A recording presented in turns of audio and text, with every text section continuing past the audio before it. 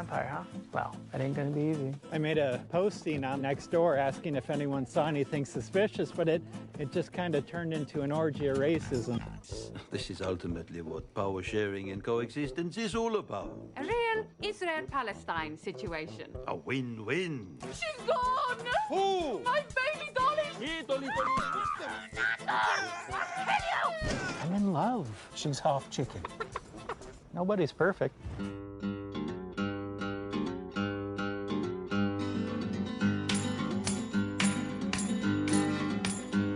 Don't sing if you want to live long. They have no use for your song. You're dead, you're dead, you're dead, you're dead and out of this world.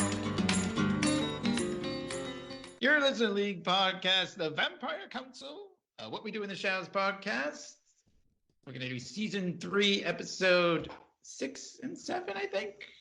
6 and 7. Or The Escape and the Siren. I'm Matt Dursin. Clay Inferno, and I would like to introduce the world to my good friend Evan, the King Baby Duck over here. Hey, konnichiwa, my bastions and wedges. This is your King Baby Duck, Evan Bourgault, from the Boston Bash Brigade and host of its No Borders, No Race podcast show. Wow, you sounded like a real pro doing that. I love that. I know, that was good. It's one of the very few times where I actually do sound professional. You just rattle that off. I'm always perfect. like, I'm Matt Dursin. Yeah, we can barely remember our names. And, but yeah, so Evan, your podcast, we were just talking about it beforehand, but let the people know about No Borders, No Race. So No Borders, No Race, I've been doing this show ever since it was a college radio show back at Salem State College. Began doing it back in 2006 and then started doing it as a podcast more full-time back in, I want to say 2013 is when I brought it back full-time. Wow, nice. And I basically promote Japanese musicians, J-pop, J-rock, metal, punk, and alternative, as well as sprinkle a lot of alternative bands from all around the world. And I've also began doing a new segment on the show called the Beantown Sampler, which Clay helped me out with a lot, where I give a spotlight to a Boston-based artist because, you know, if I'm not promoting my own city's music, then what the hell am I doing anyway? It is cool because even the intro to your podcast is like, we play whatever we want, you know, like you do go from like metal to rap to punk to J-pop. It's fun because that's kind of how I listen to music. I listen to everything. You know? Yeah, it's kind of like ADD brain as a radio show. It's like, I'm kind of in the mood for metal. I'm kind of in the mood for jazz. Maybe a little Tony Bennett right now would be good. Or how about a little bit of System of a Down, that kind of thing. And that's kind of like how my brain works. And basically No Borders, No Race is just a little sampling of what my brain can be like sometimes when it comes to music and pop culture. And through the website that I do, the Boston Bash Brigade, where you can hear No Borders, No Race, I also showcase my thoughts and opinions on various Japanese manga, anime, video games, and other forms of pop culture. But I do focus primarily more on anime and manga than anything else. Oh, that's pretty cool. You should, little side note here, our fellow podcaster, John Hunt, is a letterer for Viz Media. He's been doing it for a long, long time. So I believe there is a series that he did the lettering for that I think Clay might have told me about that I actually wound up reviewing. Oh yeah, that's right. I think I was. He does a lot of My Hero Academia. Yeah. Okay. Because I don't review the main My Hero Academia series, but I review Vigilantes, and I think Vigilantes is better than the regular My Hero Academia because just of the nitty-grittiness of the world that it showcases and the storylines, and it's not everything's about Deku like in the main series. We'll have to get you guys. We'll have to have a conversation. You guys should have a conversation. John is like actually a fan of like through working on it. He's like they're really good. Everyone should check it out. Like he really likes that stuff. Oh yeah, Yeah. absolutely. I mean, just the whole world of manga and anime is just something I feel like everybody should be experiencing. And like with everybody talking about that new Netflix series, Squid Game, I'm like, Oh, yeah. there are so many better anime series that came out beforehand that did exactly what this show did. Well, Well, I I hope have they to, I get have a to chance. mention because I have to ride this wave. My band, Wild Zero, the first song on our record was Battle Royale, based on the movie. But then I went in and I read the books and stuff like that. But it seems like a very Battle Royale kind of thing. I haven't seen Squid Game yet, but everybody's talking about it. Exactly. And not to mention too, your name, Wild Zero, is an homage to one of the greatest punk bands to ever grace this planet of ours, Guitar Wolf. Ah, you are a saint, Evan. You don't have to come on here and blow smoke up our A. But yeah, Guitar Hero. Anytime I can Wolf mention is great. Guitar Wolf is a plus for me. Okay. Yeah, and anytime I can talk about my own band is a plus, double plus for me. Win-win. All right, but we're not here to talk. Unfortunately, as much as I am enjoying the enthusiasm here, like we're talking about a show. We're talking about that is a professional segue because you didn't really want us to stop talking about it, but you did steer us right into the actual topic. Yes, we got to do what we got to do. What you got to do here. We got to talk a little bit about what we do in the shadows.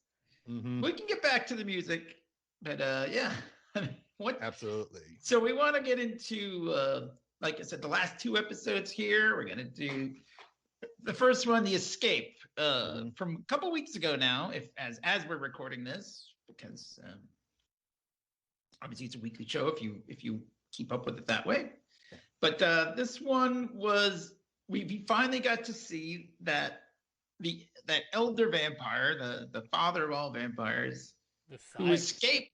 The sire, right? The sire.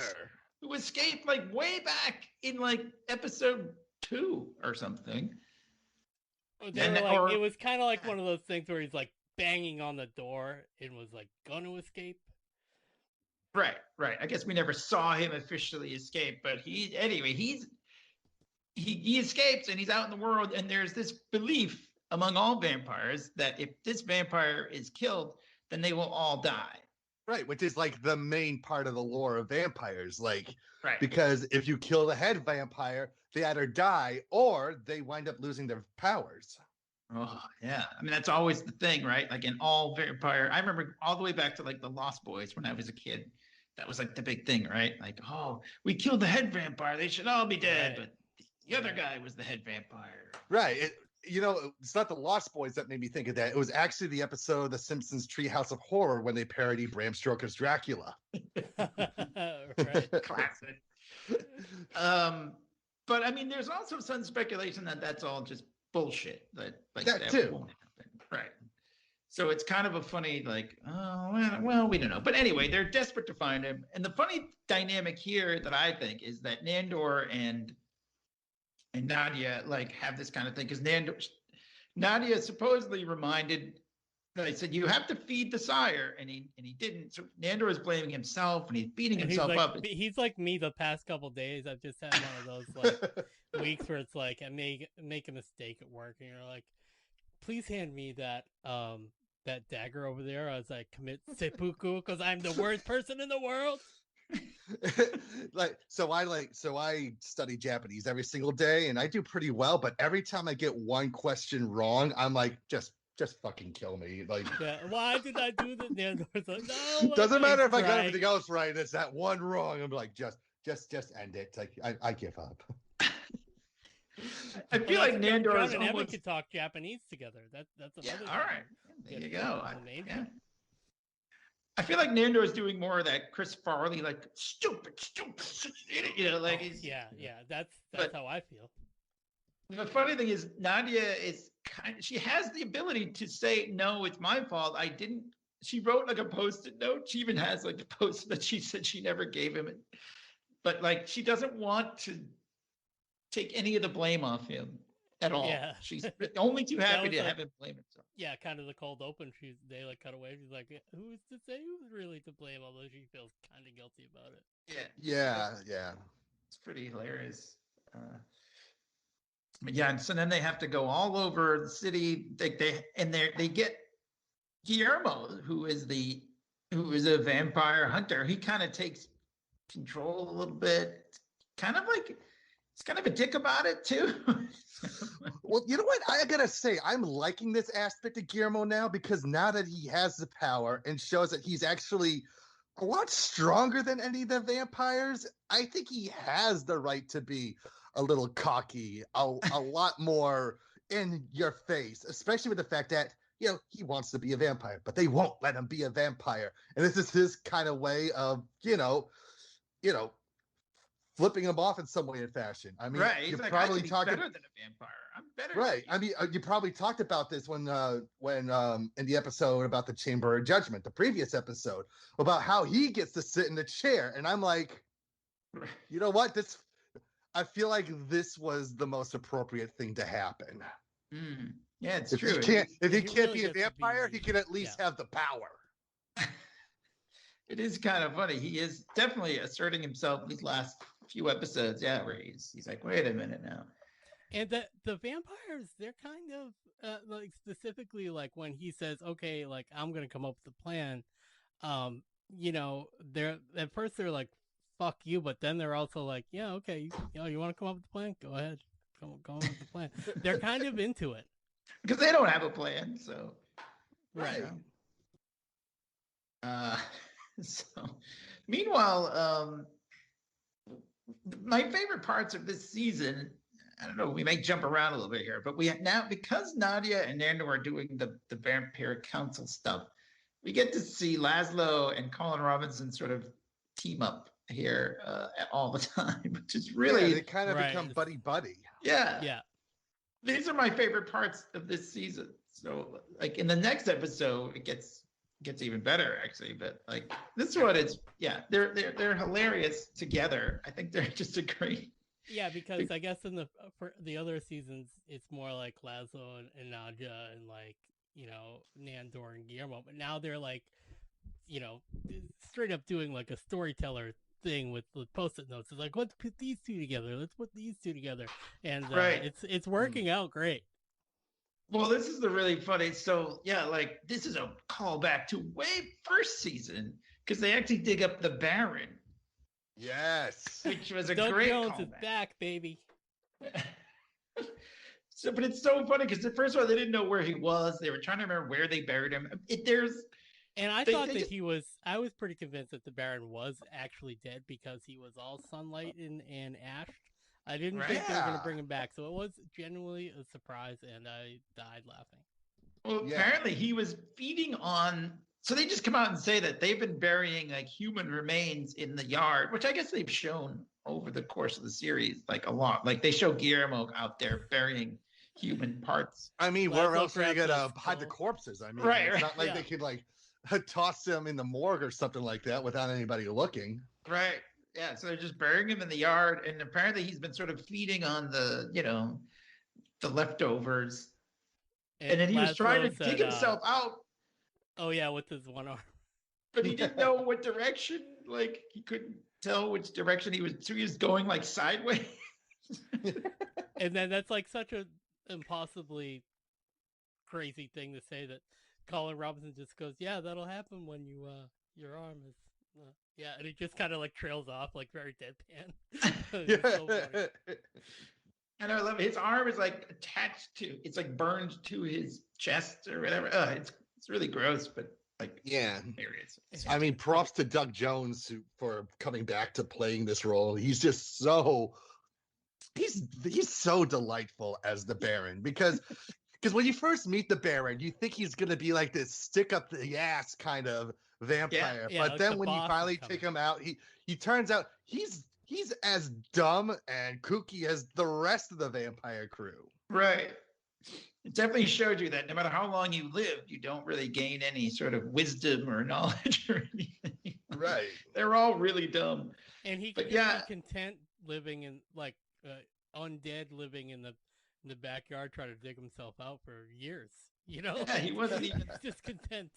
He was kind of just like, oh, hey, I found it. Yeah, hey,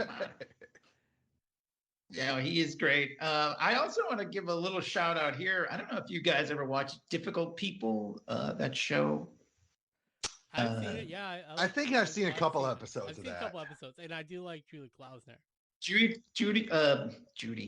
Klausner and Cole Escola, I guess is how you pronounce the name. They were the gargoyles in this episode. Okay.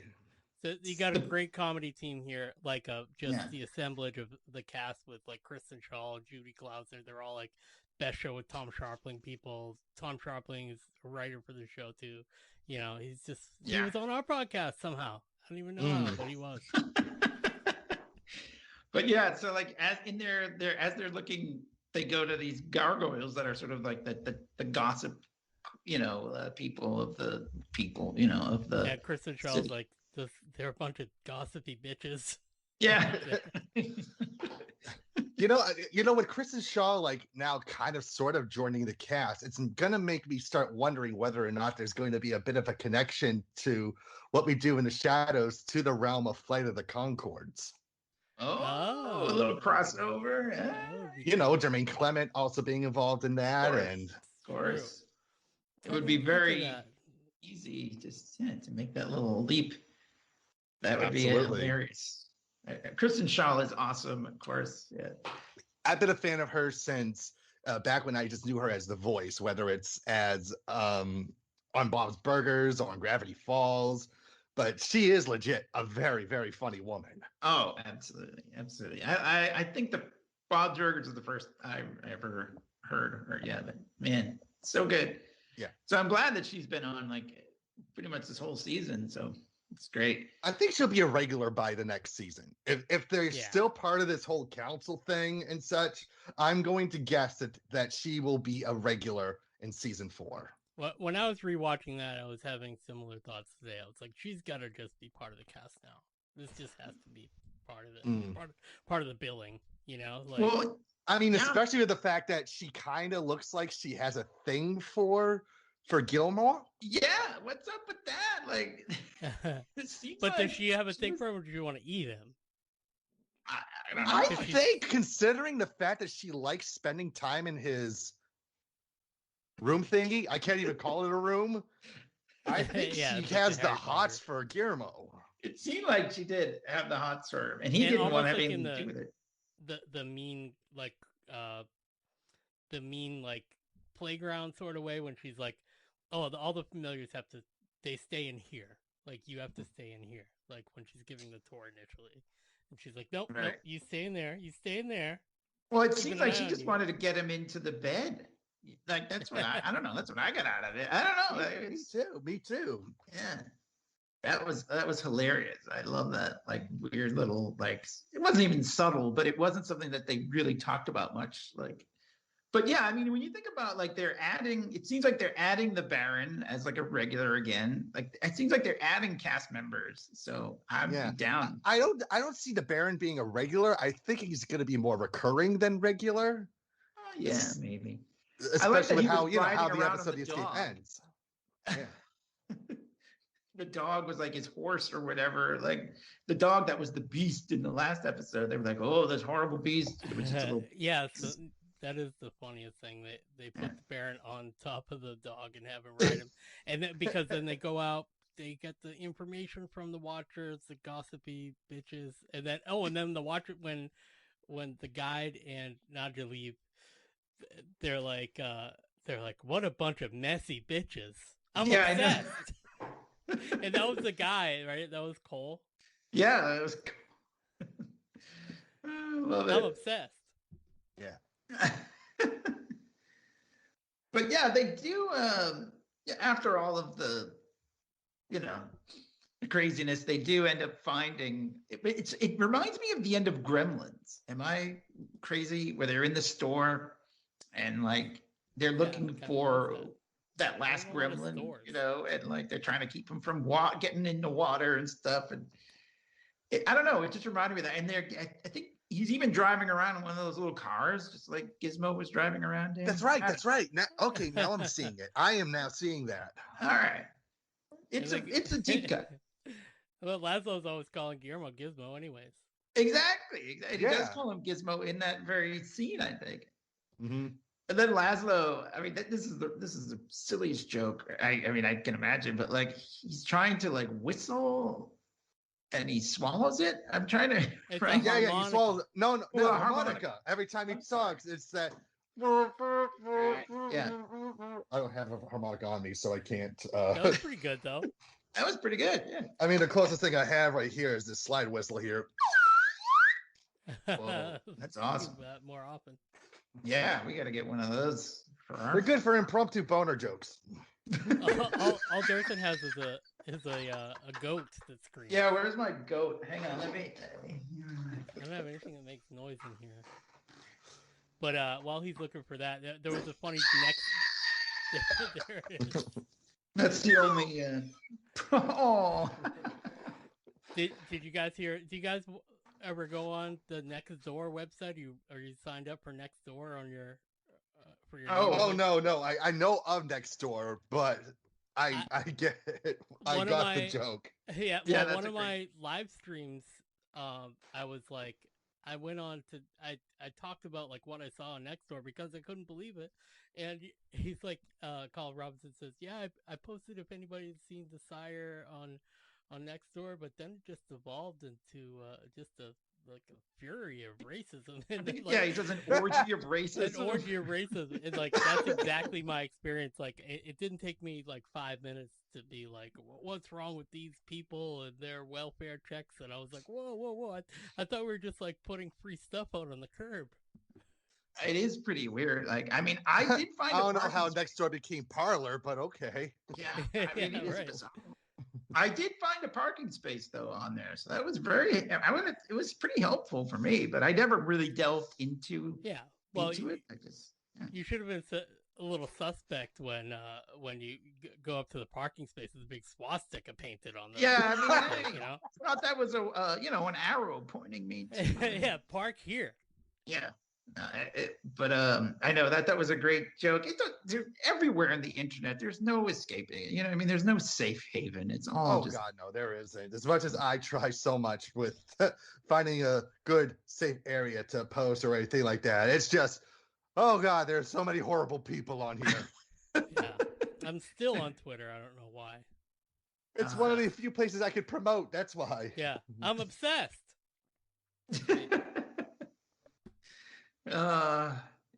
So yeah, but it is kind of like they do find the Sire, and I think they all kind of like, they're like, would we have died anyway? I don't know. It seems like they're kind of just like, well, okay, but they have a fun little thing at the end because they open the place up as an Airbnb, and yeah, it's just a way to eat people.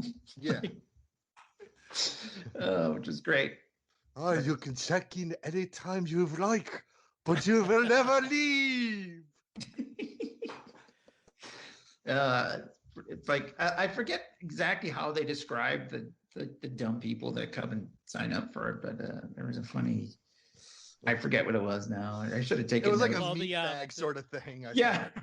The people that show up is this the romantic, like out of the way rustic cabin from Airbnb? I was like, yes, you're just in time for dinner.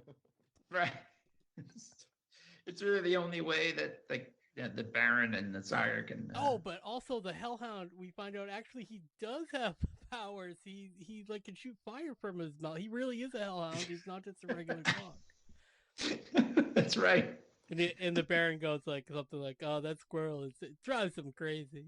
He's like, "But we have a nice little thing going on here." They're like watching like Vincent Price on the TV or something. Yeah, they're laughing around. Well, it is kind of funny because like it turns out that the Sire wasn't like he was just they couldn't understand him, but it doesn't mean that he was like a bad guy. Yeah, or the Baron knows the ancient vampire language, so he was able to Right. communicate with them. And then Nadja even goes, "The Sire actually has a very good sense of humor, very dry, but very funny." Because they were fucking up his name the whole time too. They were like they kept trying to say his name and they couldn't That's right, yeah. say it. Idris. So yeah. Sire is the Stephen Wright of vampires, apparently. yeah. I want to get a tattoo of myself all over my body of me, but taller. I named my think dog it was- Stay. Come here, Stay. Come here, Stay. Come here, stay. Drove him crazy. Yeah. I liked the that Nandor as part of the Vampire Council, and not just standing beside him, but he like calls a press conference and kind of like a Disney's Haunted Mansion group of reporters like appears out of nowhere. And I know. That was kind of new. Like I was kind of thrown off by that scene. I'm like, they can do that? Yeah. And he's just like, and then the guy says, he's like, murder. My name is like Lance Murder Boner. And then he names like a real paper from the Orlando Sentinel. I have a question, blah, blah, blah. And then at the end, the post-credit sequence is like, ladies and gentlemen, we got them. And all those ghost heads are floating. And that was just funny as hell. Yeah, no, that was good. The little press conference. Yeah. Now that makes me think, because they are writing for regular newspapers, is there like a version of each one that's sent exclusively to those of, vampires or werewolves or other creatures of the night that normies, meatbags don't get? Yeah, wait a minute. Special I want editions. access. Well, they've been sending crows to the vampires, but it's really eating into their budget because they just ignore the crows. Yeah. I was trying to figure out. I thought I had recognized one of those. I don't know, Tim Beresford. It sounds familiar, but I don't know. He was one of the reporters, but I don't remember where I would have seen him. But I just looked out IMDb. But yeah, I love the whole group of reporters. It's like an old lady from like Downton Abbey, like, "Oh, we're all gonna die," because he kind of like lets it slip during the press conference, like, right? Who's to say if we would all die if we caught this? They're like, "What? We don't? Oh my god!" They start freaking out.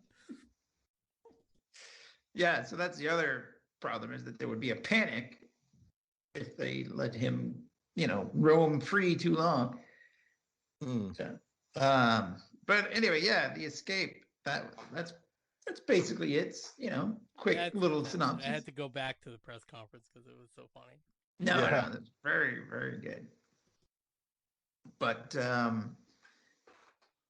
look, we can go back around, but I wanted to get to the sire really quick before we. So this is the Siren, not the Sire. Yes, the Siren. I left It's confusing.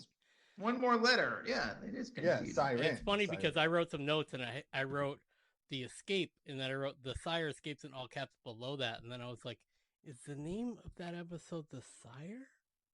And I was like all confused, just like you just said. So I did the exact same thing. Well, this one has my favorite cameo so far this season, Scott Bakula. I feel like this joke has been like a long time coming. Yeah, sure. Yeah. It's so bizarre though. It's so random. He has no idea what he's doing there. They're doing like a Zoom with him, right? Like it's like they call him. I like when they it's almost a callback, or it's just like, I mean, it's just regular life, but like I'm doing my dark bidding on the internet, for the movie. But like anytime they're like doing stuff with computers, they're like redesigning the Vampire Council website, or they're like on a Zoom, and he's like kept calling him Count Bakula. Yeah, he thinks he's like Dracula, Scott Bakula. But yeah, I mean, I guess it's not totally random. But it is really really funny because he's just like, all right, I gotta go. I got like he's kind of like, I don't know what this is. Yeah. You see, now I'm hoping that we're gonna get like a cameo one day of Shaquille O'Neal, and it winds up his real name is Count Shacula. Oh yes, that would be awesome. I like to suck at free throws.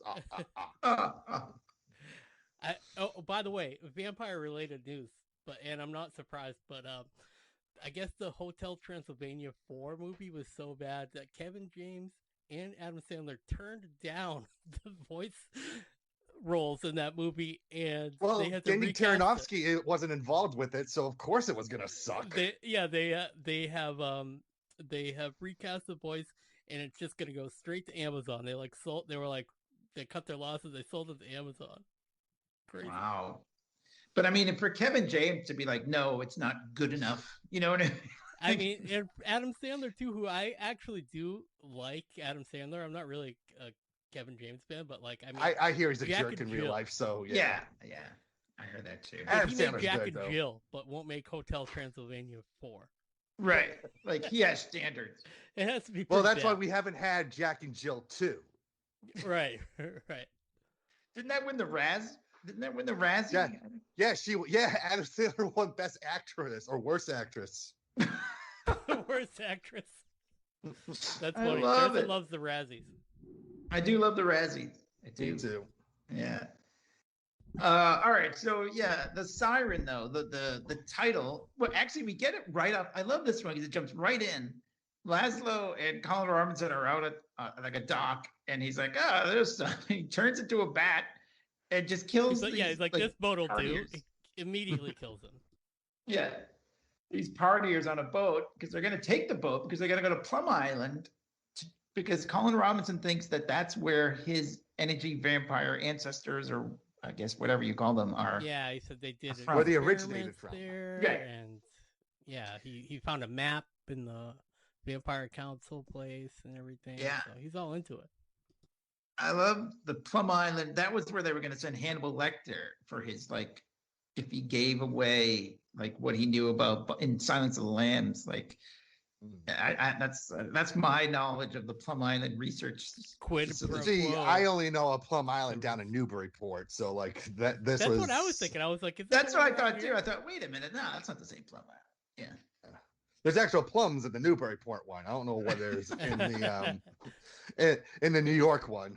The energy vampires. Prunes. And sirens. Yeah. Maybe it's prunes. Yeah, they're all prunes and raisins, all derived. I wouldn't be too surprised Dates, if that's where the energy vampires, they suck up all the juices of the plums that makes prunes. I mean, that would make sense. Perfect. And like sense. Colin keeps saying like little things all throughout, like both these episodes. Like when he was like in Escape, he's like, "Well, you guys would all die, but I wouldn't because I'm an energy vampire." He like just will drop in a little boop, so you could like probably methodically go through and like, or well, somebody's on the fan wikia page probably already added that part. Probably. Right. Yeah. Because I know it's all about trying to find his origins of energy vampires, but like before what we do in the shadows even was a thing, was there like a thing like of the energy vampire? Because I know there's like something like an incubus that like goes up against like something that's like a succubus that drains the power of one and another. But has there been a story where it's a vampire of energy, not a vampire of blood? I have no idea. That is it. I think it's also a clever mashup, as sometimes Dursin and I will send each other like all business guys speak, let's circle back on that stuff. So I do remember like when I was like working in an office a lot, maybe like the early 2000s, you'd be like, "Oh, that guy just sucks the energy out of me, man. Oh my God, I can't be in a meeting with that guy anymore." Yeah.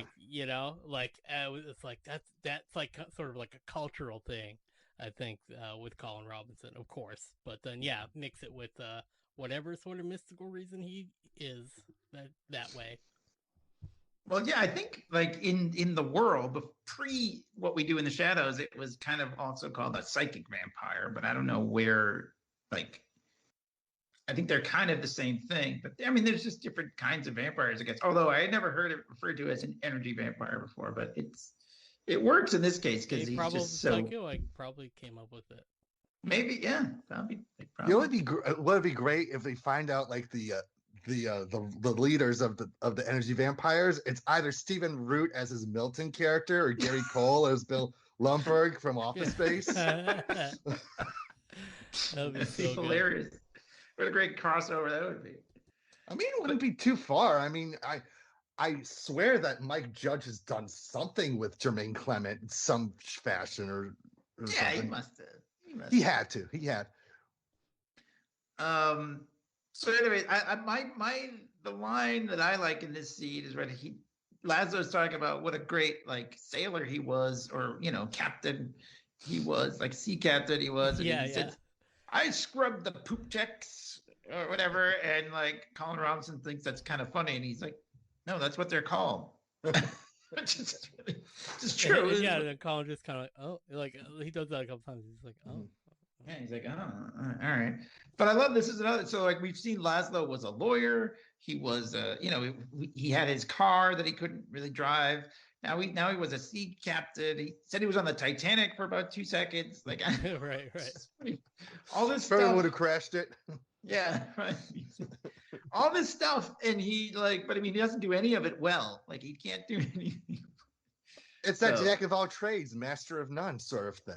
Exactly. That's exactly what he is, which I think is just hilarious. He can't drive, he can't sail. I mean, he can't sing in the show, but Matt Berry can sing in real life, kind of amazingly. I don't know if anyone has ever seen Matt Berry's legit music career, but like when I first heard about him as a singer, I thought it was just like joke songs, but like he does legit serious songs, and they're freaking good.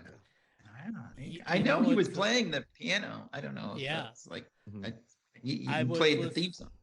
I was. Oh yeah, right. When he plays, he goes into "You're Dead." Like yeah. But yeah. So I was listening to. I'm obsessed with this Tim Heidecker record, and I'm like going out to California to see him play, and I was listening to that because it's the same thing. It's like a comedian that does like pretty serious music, like not too serious, but like I was listening to like Tim Heidecker radio on my device, and like Matt Berry came up, and I was like, what is this? I fucking love this. This is amazing. And I look, and it's like Matt Berry. I was like, whoa, this is cool, man. So I like had to go check out more of his songs. It's fucking amazing. Yeah, I have to check it out. The other great part of this scene that I like is Colin Robinson is putting like so much lotion on. He's like, well, it's dark out. Yeah. Like, what are you doing? It's dark. But he's got this gloves. Yeah, he's kind of just doing it because it feels good. When you put some on my back, he's like, I'll do that later. Yeah.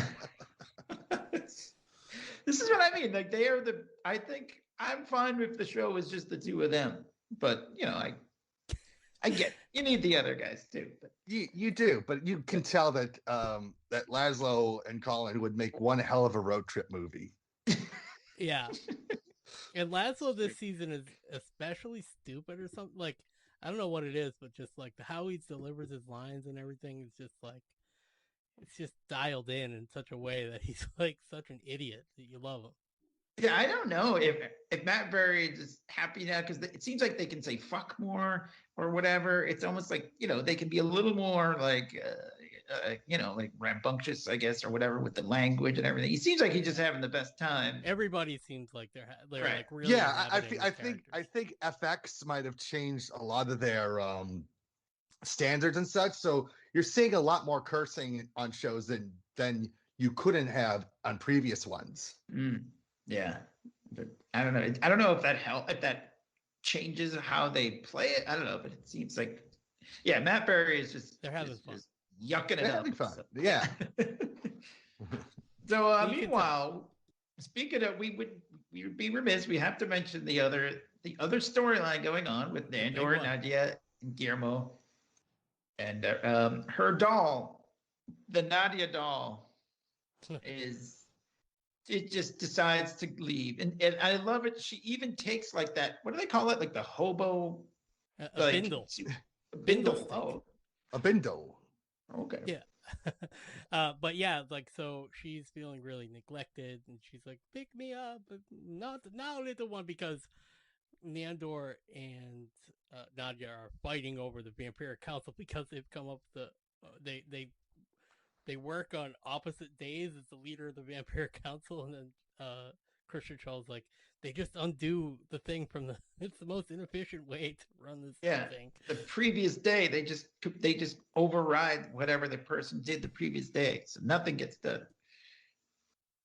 So yeah, it's pretty funny. Kristen Shaw's just like, no, they're like, we came up with this great solution. She's like, it's the worst solution you could possibly. Yeah, but I love it. Yeah, she even that bag on the stick, the bindo. What is bindle? What is it called? Bindle.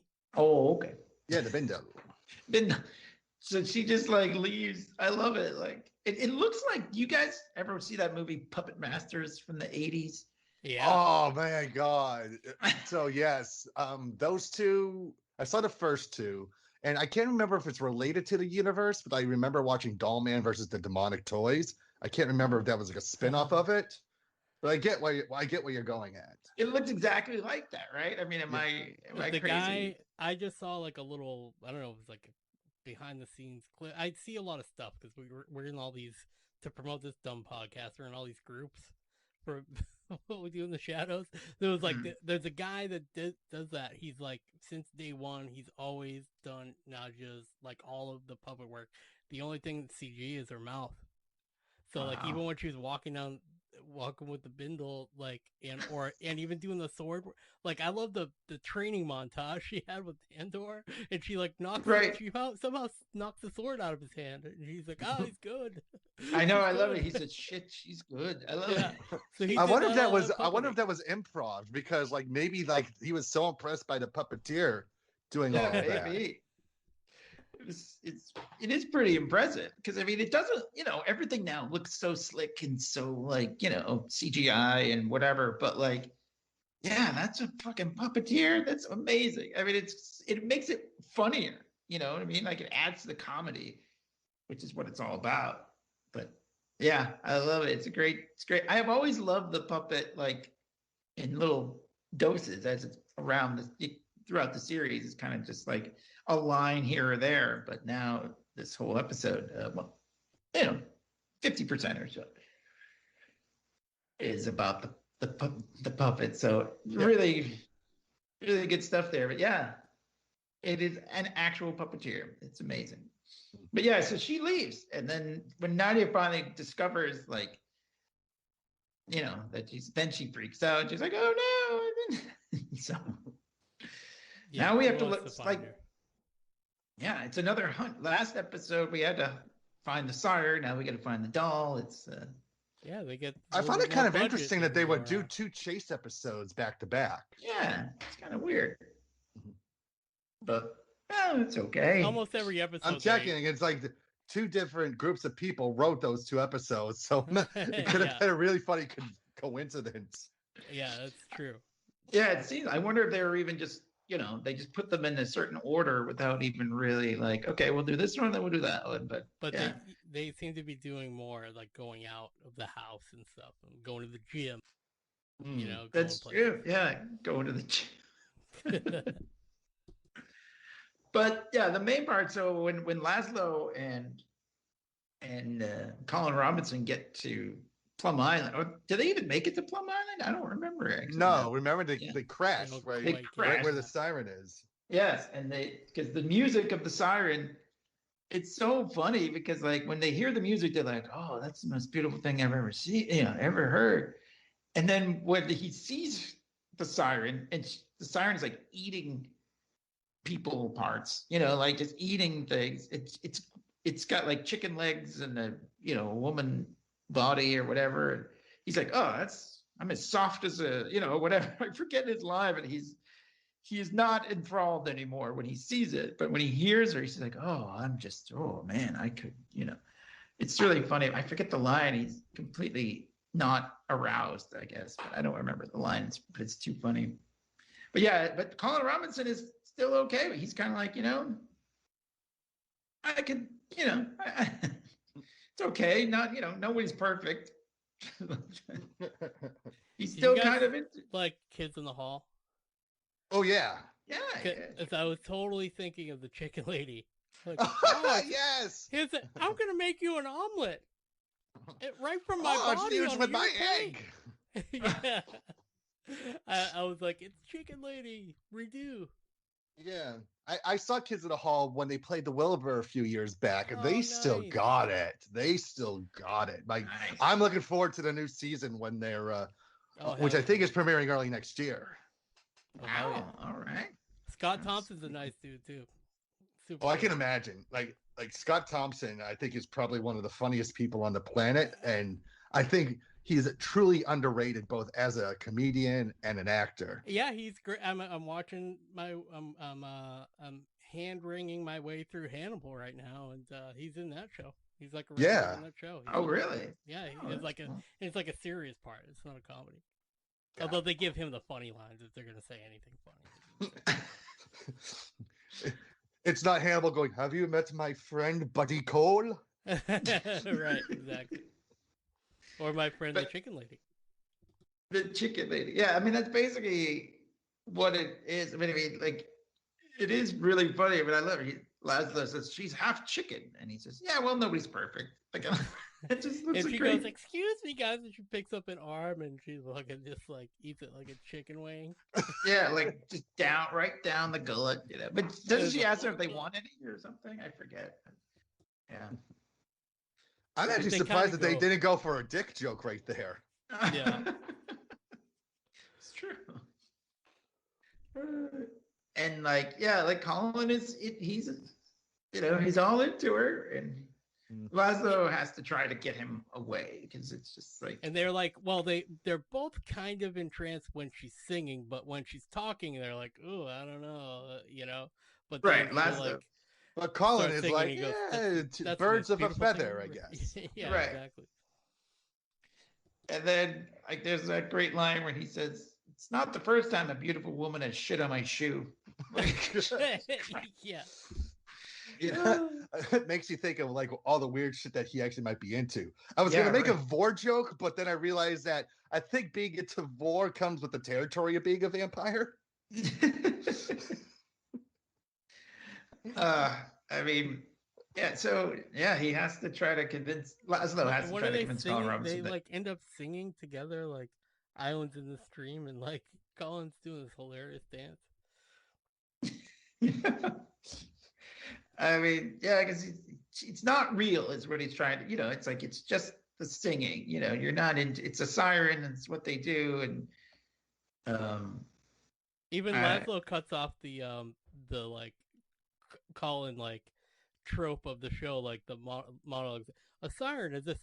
They bloody know it. They do like a good long part of it, and he goes, "They bloody know what a siren is." Cuts it off. Well, I love it at the end though. So yeah, they actually I love when they acknowledge the camera and crew and stuff on the show.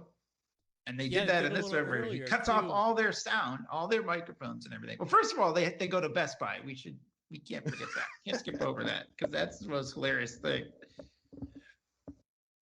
Gizmo and Laszlo go to Best Buy to get like noise canceling headphones, which Laszlo doesn't know what they are. He's like, "Can I get something that will just block out all the sound?" And he's like, "Yeah, you totally I know a can." place So, yeah, for that. Yeah, yeah.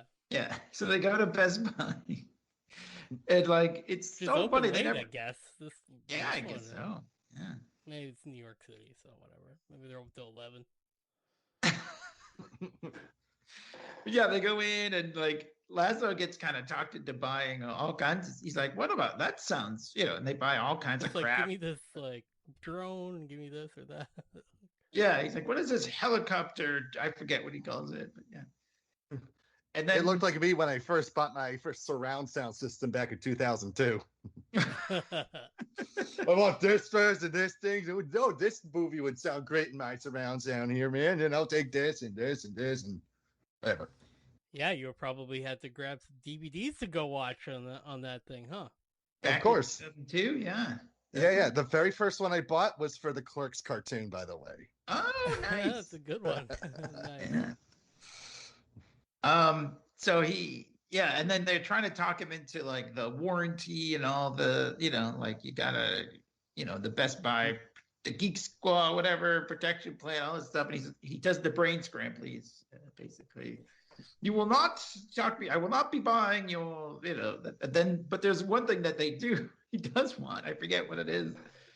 I think he's he like gets through like having to pay for anything by like entrancing him, and he's like, but we do need your email for the Geek Squad updates. Oh, well, of course. L. Craven's worth that. Yeah. What is my email? So yeah, he's but yeah, I love it. And they're walking out with like two shopping carts worth of stuff, and then he's like, oh shit. He's like, well, where's Colin Robinson? He's like, oh shit, and then he just leaves him. He says, I was entranced twice in one night. Once by the Siren, one by Beth Judy and Best Buys. That's right. But then he totally forgot. Yeah, he totally forgot that why he was doing all that. Like, it's just. But yeah, when he goes back to Colin Robinson, he tells the camera crew and everybody to turn up all the microphones and everything like that, because so they won't be entranced. Right. By the siren. And then does he just drag Colin Robinson out of there? I guess. I forget. I think so. Yeah, he flew him out of there. Yeah, he just flew him out of there. They go back what to happens when he can grab someone and turn into a bat? Does Colin Robinson shrink or something? How does he fly him? I guess the vampires can fly regularly without turning into a bat, right? Right. Yeah. Listen to me. I don't think you need to. Go I don't on. think you need to. Why do I need to know? I just have questions. It's probably Why not does he have worth... sunblock on? Well, he did. But yeah, doesn't she go after like the camera guys too? She's kind of like, oh. I think when they turn the sound back on, she's like running toward the camera, because the last time I listened to this, like, well, I watched it with Stacy like on her TV, but then I was like watching it with my headphones on just before now, and I stepped away from the computer for a little bit. And I was like, wait, my headphones shut off. But it was literally the time when he turned them off. And then, like, you hear them kind of, like, get plugged back in. And that's when she goes after the camera guy. So I hope those crew guys are okay. Yeah, I hope those guys are all right. But I love back in Colin Robinson's little room in the basement. He also tells him just to get out of there because he's going to beat off. Because Laszlo's like, hey, sorry, chum. Sorry that didn't work out or whatever. And he's like, oh, it's okay. Yeah, and he's got like something of hers. Forget what it was. I don't know what it is exactly, but he's like kind of like petting something on his bed. I think he's got like a charm or a locket from her. Oh, yeah. What was on his computer? Did you guys happen to know? It looked like he was doing something on his computer. I don't know if it was some sort of porn related. Yeah, it was a thing about saying how to beat off. Oh, really? Yeah. I knew it was a joke, but I couldn't read it. Yeah. That's awesome. Yeah, and he's like, okay, I need you guys to get out of here because I'm going to beat off now. That was pretty hilarious. And meanwhile, also they sort of, the great thing with the doll storyline is that the doll is jumping into other hosts, which is really funny. It gets into this, like big rat thing, like outside the toy store. It sort of reminds me of the old FAO Schwartz bear. Yeah. That's like one of those like union scab rats that they put up, Yeah, it's a union rat. Yeah. Like is that what it is? Okay. Yeah. But then they accidentally pop it because they're trying to chase her down. And they think that she's like, oh, jumping from host to host is very tiring. And then Nadia's like, how about jumping back one more time into this host? And she pulls out the actual doll.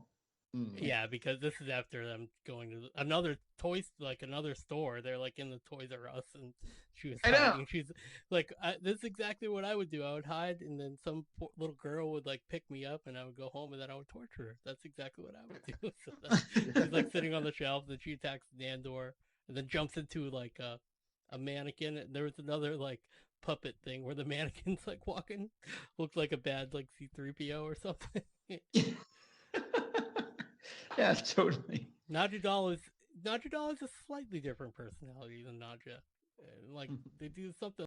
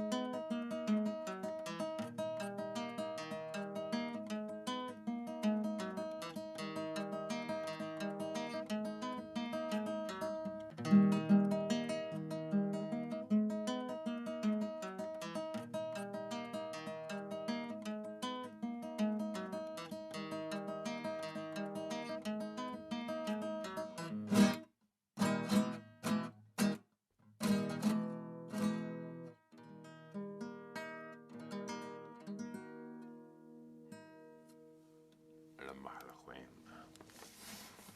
It's one of the hardest guitar pieces in the world to play.